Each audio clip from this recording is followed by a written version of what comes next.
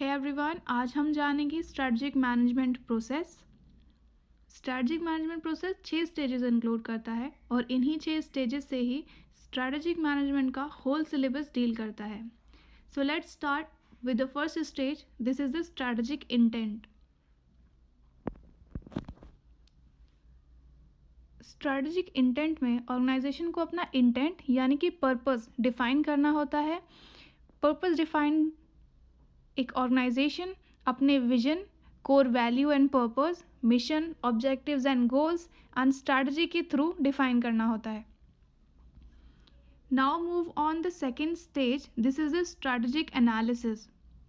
इसमें एक ऑर्गेनाइजेशन अपने एक्सटर्नल और इंटरनल एनवायरनमेंट को एनालाइज करती है। इंटरनल एनवायरनमेंट को एनालाइज करने के लिए टेक्निक जो सबसे ज़्यादा प्रिवलेंट है वो है SWOT.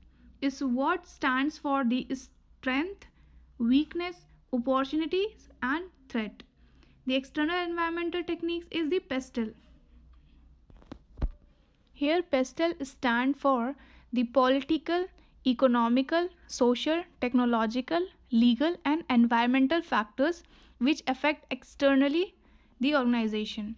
Okay, now move on the third stage. This is the strategy formulation of an organization. In this, an organization formulate various strategies for the various level of businesses. There are 3 levels of business. The first one is corporate level, second business level, and the third functional level.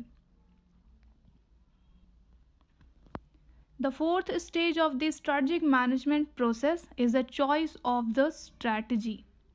In this, an organization has 2 choices, the subjective strategies and the objective strategies.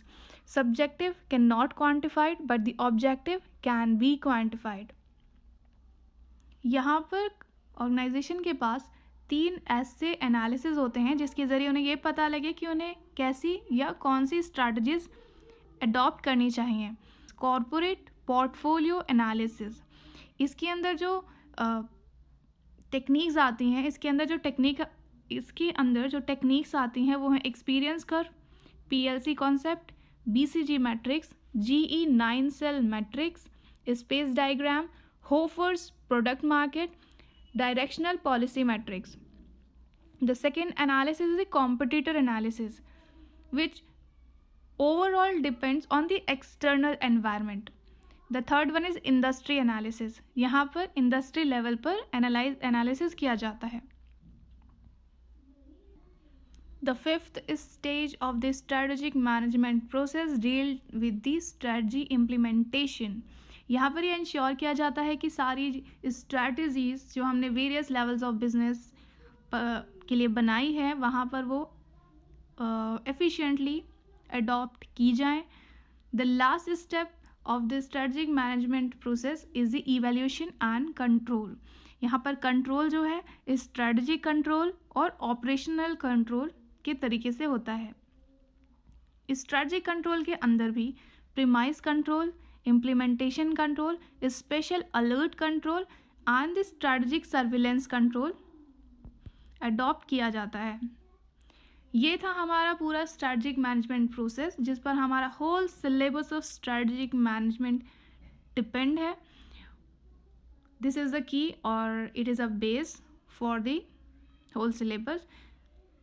Thanks for watching. Please do like, share and subscribe my channel.